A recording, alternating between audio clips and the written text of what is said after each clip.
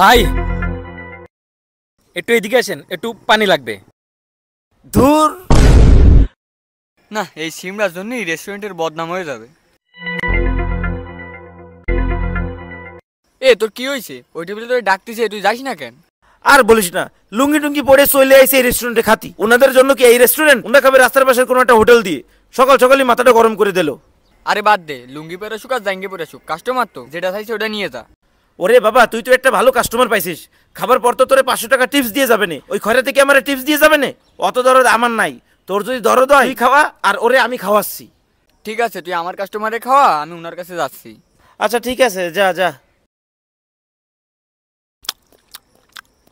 Waiter, এই waiter. জি sir, আসছি।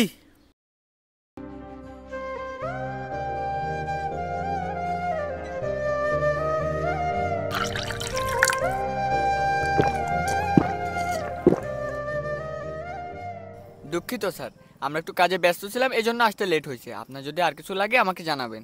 ও আল্লাহ, এই লোকটার কথাবার্তা দিয়ে জম্মের মতন সুন্দর। আচ্ছা ঠিক আছে। Okay sir.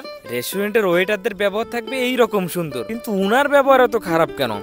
মনে হয় বউর সাথে ঝগড়া বাঁধে আইছে। ইয়েস স্যার, প্লিজ বলুন। কই থাকো? কাজের সময় খুঁজে পাওয়া যায় না, পানি ঢালো শিগগিরই। এই এদিকে আসো তো। জি স্যার। ওইখানে কি হয়েছে? স্যার আমাদের এখানে একজন লুঙ্গি পরে কাস্টমার আসছে, তাজুল তার সাথে রাফ ব্যবহার করছে। রাব ব্যবহার কেন করবে? কাস্টমার সবাই সমান। আচ্ছা তুমি যাও, আমি দেখতেছি ব্যাপারটা। জি স্যার।